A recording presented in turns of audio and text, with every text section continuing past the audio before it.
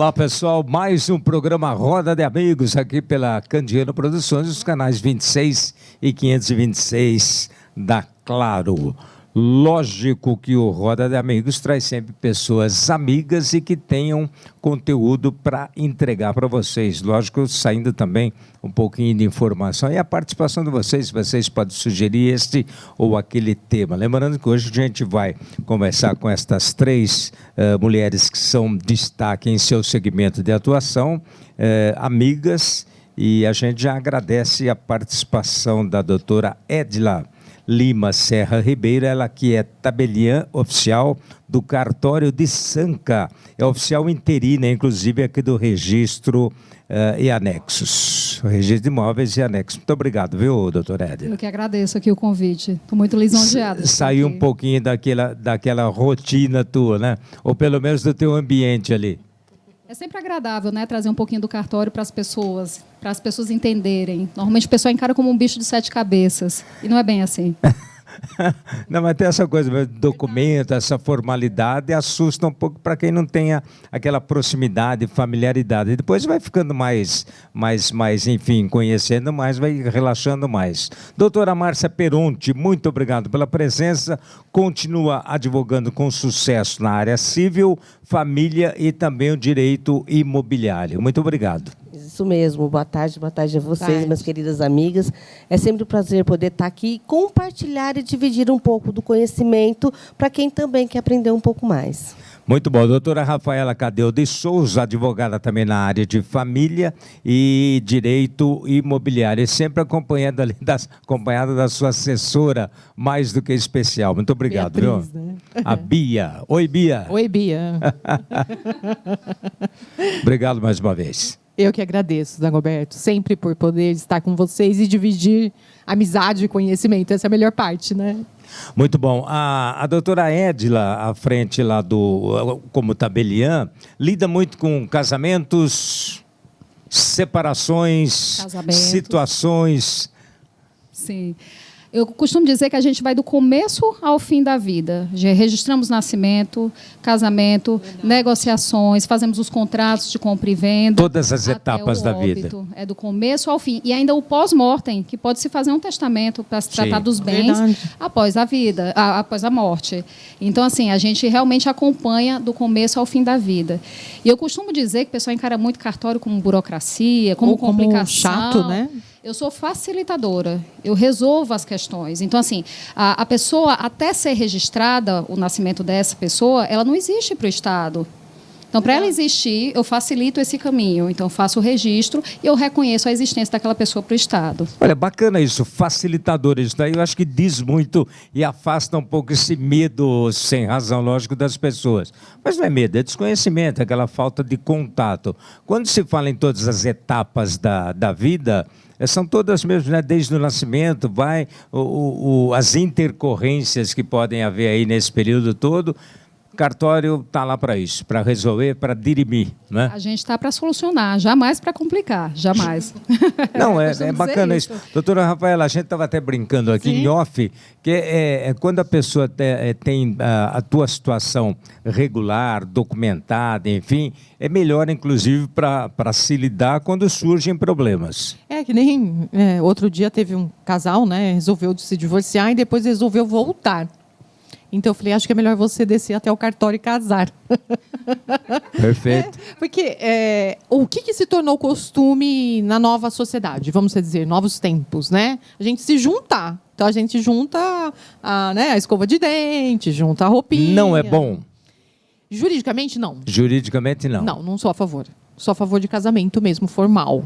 Né? Mas eu digo, não fiquem bravos comigo, mas pode ser mais trabalhoso como advogada, depois. Né? Por exemplo, assim, né? Então você morre hoje, você vive em união estável.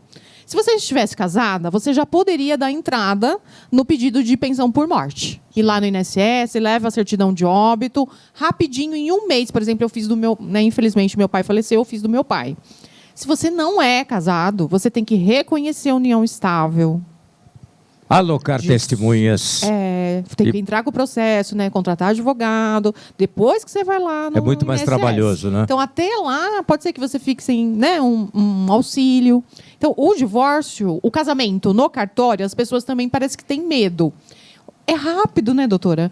É rápido, não é caro, é barato, frente a tudo que pode acontecer na vida, né? Porque, às vezes, no divórcio, né, que nem eu vejo, eu já falei já. Para casar, 1 ano escolhendo docinho, 1 ano escolhendo vestido, 1 ano escolhendo terno. Meu primeiro desentendimento é rapidinho. O local, né? Aquele sonho. Para casar, ele fala assim, eu quero amanhã. Não é para divorciar, perdão. Não é amanhã. Entende? Não é amanhã. Você tem coisas sérias a serem decididas. Principalmente guarda. Tem uma série de etapas ali a serem cumpridas. E também não é todo mundo, mas não é barato. É mais barato do que casar. Bem mais barato do que casar. Doutora Márcia, é importante isso que a doutora Rafaela está colocando. É muito mais barato, mais cômodo, mais fácil, enfim, estar casado, né, com toda a documentação, enfim, necessária que a lei exige da gente. Então, tá regular do que não, né?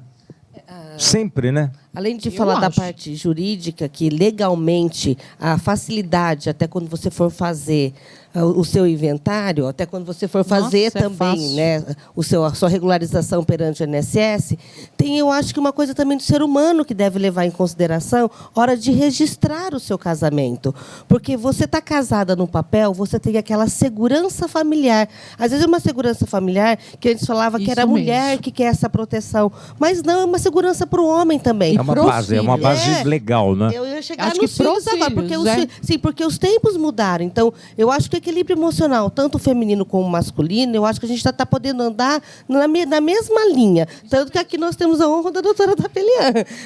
E daí nós vamos à parte da escola. Os filhos também, seus pais. Meus pais são casados legalmente. Não estou querendo dizer para os filhos, no caso, que tem um casal vivendo em união estável, que os pais também não vivam como marido e mulher. Então, não vamos fazer uma contradição assim drástica para uma comparação para deixar alguém, nossa, não são casados, posso me sentir diferenciado. Não é isso. Continua-se o respeito, mas é importante da legalidade. Até porque pode reconhecer em cartório ou em juízo a união estável. Eu só estou falando para não deixar isso em aberto. Para o dia da morte, para o dia não sei do que, daqui a 20 anos. Vai ser muito mais trabalhoso, você pode não ter as fontes dos dados, enfim, para se colocar e para se oficializar. O que eu falo é que a informalidade tem seu preço. Não tem-se como saber quando iniciou aquela relação. Então, vamos falar de patrimônio. Quando foi adquirido um bem pelo companheiro, é bem comum? Foi adquirido durante a união? Se não foi declarada a união, não tem como saber. Vai e é daí os efeitos retroativos. Só que durante a união... Doutora Edila, o que aparece mais lá no cartório? Sem dúvida, eu acho que é o casamento. É o casamento. A união estável, eu sempre falo isso. Eu acho que o pessoal tem muito apego com o Estado Civil. Também. Porque é a única união que não vai mudar o Estado Civil. Vai continuar solteiro. Se essa união for desfeita, não vai também alterar o Estado Civil. Então, se é solteiro, vai continuar solteiro. Se é divorciado, continua divorciado. A questão é quando vira casado, e aí se extinguir essa união, vai virar divorciado. E ainda, querendo ou não, tem a pecha, né? A extinção pode vir também pela morte. Mas, assim, vamos dizer que foi um consenso em vida e quiseram dissolver essa união. Então, vem ao estado de divorciado. E eu sinto que há essa pecha. As pessoas não querem esse status de, estado civil. Mais a mulher, né? Mais a mulher. De fato. São as coisas da sociedade, enfim, os costumes. Faz parte. Como que se torna uma tabeliã? Concurso disputado. Estudem. Muito estudo. É um concurso de 6 fases, inclui prova objetiva, de dissertação, prova oral, análise de documentos. Então, assim, eu competi com juízes que ainda estavam na ativa, promotores, defensores públicos. Foi uma turma boa que você competiu? O primeiro colocado do meu grupo era um defensor público, está lá na capital. Sim. Então, assim, é um concurso muito concorrido. Eu sou muito realizada, eu vim porque eu senti realização estudando isso, mas é algo que é engraçado. Não sei se as doutoras sentiram isso na graduação, mas não é ensinado na faculdade estudar para o extrajudicial, que é uma área jurídica eu sou também. Totalmente a favor, diz respeito a direito, diz respeito a leis, mas não é muito ensinado. Na realidade, curioso. não existe nem essa possibilidade de estudo, pelo menos na minha época, que já tem vários anos ou poucos anos, né? Eu fiz Não existe- pós-graduação, mas na graduação não. Não foi Você nem fez direcionado. Eu fiz pós-graduação em métodos adequados e soluções de conflitos. Então, todas as soluções de conflitos extrajudiciais eu fiz na pós-graduação em direito sistêmico também. Né? Então, ela avisa a solução de conflitos fora do juízo. Tanto quanto a gente puder resolver aqui nessa mesa redonda, tanto quanto eu puder instruir o meu cliente que isso é melhor, mais ágil, mais barato, nossa, que bom. Mas se a gente prefere, né? Tem cliente, assim, eu digo que o remédio não pode ser o mesmo para todo mundo. Não pode. Você tem uma dor, não é todo mundo que vai tomar aquele remédio. Então, existe o remédio judicial, existe o remédio extrajudicial. Mas eu, como profissional, tenho que oferecer os remédios. No direito, cabe Né? aquele ditado popular que diz assim, que a diferença entre o remédio e o veneno é a dose? Cabe? Pode ser. Sim. E É? a dose vai ser trazida pela situação. E pelo cliente. conhecimento do profissional, né? Também. Eu acho que o profissional é muito importante nisso. Porque o direito mudou totalmente. Assim, eu acredito, né? Eu tenho um professor de pós-graduação, Dr. Sam Storch. Ele fala que com a inteligência artificial, né? Então, assim, ela não vai tomar o nosso lugar de profissional, de né, toda essa coisa pessoal que a gente precisa fazer. O olho no olho. Audiência, né? Mas ela vai mudar o profissional do direito, o estudante do direito, certo? Você vai no chat GPT, ele fala, modelo de petição inicial de divórcio. Em 1 minuto sai. Sai o modelinho básico. Eu acho que Google o profissional né? cada vez mais, ele precisa estar muito mais aparelhado, enfim, instruído, ter conhecimento, até do que antes. Eu acho que antes os livros lá estavam, né? Para qualquer dúvida. Hoje não, precisa ser Mas a hora imediato. que essa petição entra no fórum, a condução da petição faz a diferença. Aí é um ser humano. Um robô não faz essa condução bem feita ou mal feita, não faz uma boa audiência ou não. Ele não conversa com o juiz, ele não conversa com o promotor, ele não olha na cara dos clientes, das crianças, ele não sabe o que é urgente ou não. Sim, Né? sim. Então, hoje de manhã eu fiquei super feliz, que era um caso de uma menininha que tinha sofrido, né, um possível abuso, e o juiz me mandou de manhã, urgente, decisão, segue, comunique as partes. Então, ele foi humano também. Né? Então, ele já me avisou, já avisei as partes. Então, está todo mundo bem. Né? Então, uma coisa protocolada sexta, Resolveu. eu já tenho A doutora hoje. Edila Porque, ia né? Deixa eu complementar. só, uma licencinha, fazer uma complementar no Lógico. que ela falou dessa importância do humano, porque a hora que você está fazendo a petição inicial, você está escrevendo os fatos, não o direito. O que você coloca? Você coloca a sua alma lá dentro. Porque você ouviu o seu cliente, você teve atenção que o seu cliente pegou os detalhes e você coloca emoção na sua escrita. Sentimento. Isso faz uma diferença que máquina nunca nesse mundo vai conseguir resolver. E uma boa parte dos profissionais de vocês tem aquela coisa da empatia, né? Isso, de se isso colocar mesmo. no lugar, No no lugar do problema, cliente vivenciando mesmo, isso. né? Mas nós vamos fazer o seguinte, a gente vai para um rápido intervalinho Sim. e daqui a pouco nós voltamos com isso. Empatia, bacana pra caramba. You will have to answer to the children of the sky.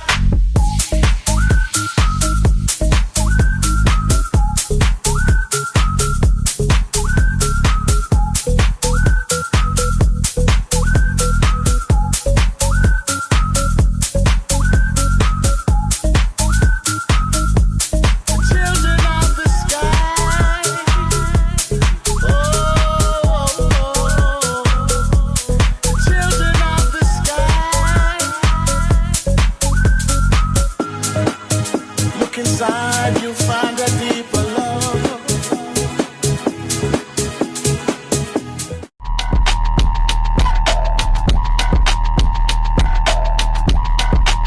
I love you like la la la la la la la la la.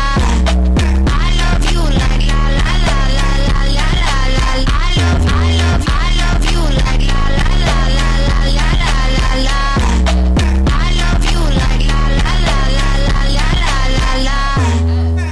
E estamos de volta com Roda de Amigos. Eu tenho como convidadas amigas a doutora Márcia Peronte, a doutora Rafaela Cadeu de Souza, a doutora Edila Lima Serra Ribeiro.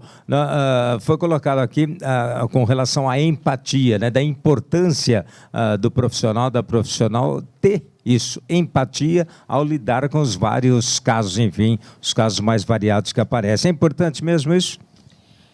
Eu acho que, principalmente, né, família, mas qualquer situação, né, é impossível eu ver, né, às vezes o cliente está aqui na minha frente, né, estou ouvindo a história, eu sempre falo, e se eu fosse você? Como eu gostaria de resolver Maravilha. essa situação? Né? Então, gostaria de ouvir o quê, como que eu gostaria até de ser cobrado, como que eu gostaria de, né, solucionar isso. Só que, muitas vezes, eu sou uma pessoa mais aberta realmente ao diálogo, à mediação, a resoluções. Às vezes, o cliente está aberto à briga. Ele não abriu a porta da solução. Perfeito. E eu aprendi o quê? A respeitar. Então, eu respeito o tempo do cliente. Pode ser que daqui 1 ano a porta abre. Às vezes ainda não é a hora. Eu já cheguei a esperar divórcio de 2 anos. E eu falava, não, vamos já resolver. Não, eu não quero divorciar agora. Então, eu falei, tá bom. Então, a vida está me ensinando eu esperar. A minha vontade não é a vontade da minha cliente. A minha cliente quer daqui um tempo. Por quê? O luto, né, o divórcio é quase um luto. Né, é uma morte. Para eu me desvencilhar de tudo dessa pessoa, vai demorar. Por mais que a audiência, né, a sentença pode sair 1 mês, 2 meses, de forma acordo. Pode sair rapidinho. Mas eu não me desvencilhei dessa pessoa. É o desapego. E aí, sabe como que ela volta no escritório? Doutora, não está bom. A guarda está ruim. Nossa, ficou ruim a forma como é que ficou acordado. Ele está pagando pouco de pensão. Vamos rever tudo. De repente, nós estamos ajuizando outro processo. As mesmas partes. Mas você não veio aqui há pouco tempo? Não estava bom? Não, agora nós já queremos rever de novo tal situação. Então, aí eu vejo que ainda, eu como mulher, não resolvi aquela situação com aquele homem. Porque, imagina, por mais que seja 1 ano, 5 anos, 10 anos, 20 anos, existe um vínculo enorme entre nós. E as coisas vão mudando também, né? Conforme o tempo passa, vão mudando. A sociedade mudou, eu acho. A doutora, mas com relação à parte dessa colocação da doutora Rafaela, de ter a empatia, é muito importante isso, se colocar no lugar do outro, enfim, mas até onde não deixar isso interferir com o raciocínio, enfim, o profissional? Então, a colocação foi muito bem feita, mas o meu ponto de vista, no sentido, se você, às vezes, dá abertura demais para o cliente, ter essa empatia, se colocar no local do cliente. Mas eu sempre procuro no escritório, às vezes, com várias situações que acontecem, pensar que eu tenho conhecimento jurídico. Então, eu aplicar o conhecimento jurídico e mostrar para ele, olha, você às vezes pode aguardar esses 2 anos, mas quais são as consequências que isso pode gerar se você aguardar durante esse tempo? E eu sempre faço uma colocação que os tempos mudaram. Então, eu tenho um histórico no meu escritório de clientes muito mais masculinos do que femininos. Então, às vezes, por isso que eu sempre faço a colocação da parte... ao contrário, mas 100% feminino. E o meu, eu tenho um histórico mais masculino. No caso da doutora Eda, ela parece, é o casal, né? E os homens tem que ter os dois, tem que ter um consenso ali na separação. Sempre os meio a dois. meio. Doutora Hélida, é comum, por exemplo, o casal já com filhos também procurar o tabelião, enfim? Pode até procurar. A questão é, se tiver menor de idade, eu não posso lavrar o ato, a não ser que seja abordado isso na via judicial, a questão da guarda, alimentos. O caminho inicia-se com o advogado? Sempre com o advogado. Advogado é uma figura constante lá dentro do cartório, né? E eu acho muito legal essa via nova que foi aberta, porque dentro do cartório tem que haver consenso, é palavra de ordem. A gente até brinca que é a justiça da paz. Se tiver conflito, infelizmente, tem que buscar o poder judiciário, né? Então, assim, se tiver menor de idade, eu não posso lavrar o ato, a não ser que seja resolvida a via judicial, questão de guarda, alimentos, e aí sim a gente trata das outras questões, partilha de bens, e aí pode sim, não tem problema. Mas, via de regra, não tem filhos ou são filhos maiores de idade, que aí já não interfere mais aí no divórcio do casal. No caso do rompimento, né? Acabou o casamento, um para lá, outro para cá, com filhos ou sem filhos, o trabalho é o mesmo, o que interfere é mais problemático, a coisa do quem vai ficar os filhos, a guarda, enfim. Na realidade, sempre que existe filhos e os filhos são menores, é muito mais problemático, porque tem que ser sempre o equilíbrio do casal ter a seguinte consciência: a separação é deles, não é dos filhos. Então, a responsabilidade, o amor e o carinho entre pai, mãe e filhos tem que permanecer. Então, acho que nós profissionais aqui estamos também para manter esse equilíbrio, de mostrar para o casal manter o amor, o carinho para com os filhos. Perfeito, Tanto da doutora. convivência. Doutora Rafaela, com relação à pensão alimentícia, como que é estabelecido isso? Uma das partes fica responsável pela pensão, Então, nós- sempre o marido, sempre, como que é? Então, na legislação brasileira não existe a lei dos 30%, tá? Todo mundo, nós Do temos... ganho, né? 30% do ganho. 30% dos rendimentos líquidos do réu, geralmente é o pai. Na nossa sociedade, hoje, 90% é o pai que dá conta da casa e o filho fica com a mãe, com a genitora, só que o pai que vai pagar a pensão. A guarda compartilhada, aquele negócio que leva aos finais de semana, busca na segunda-feira, aquela briga, né? Agora, a questão da pensão alimentícia, que surgiu esses 30% dos rendimentos líquidos do genitor, pode ser da genitora? Pode também. Quando a mãe trabalha, tem um bom rendimento, os dois querem contribuir, mas é exceção no nosso país. Não é muito comum isso, a mãe ter todo esse poder econômico. A maioria do poder econômico é do pai, né? do masculino, né? do provedor.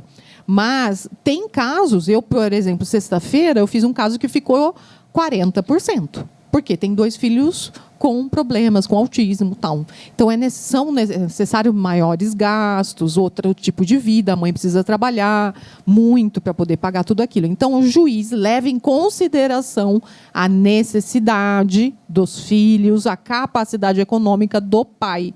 Então, isso é previsto na legislação no sentido de jurisprudência, de doutrina. Tá? Só porque quando o casal chega no escritório e fala 30%, né, doutora?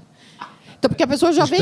Já tem uma informação A prévia. pessoa já vem assustada, já fazendo as contas, né? De quanto que vai dar esses 30%. Eu falo, não sei, pode ser que sim, pode ser que não, depende. Entende? Pode ser 35% ou pode ser 25%. Se esse genitor já tiver outros filhos e outro divórcio, vai ser às vezes 15 para um, 15 para outro filho.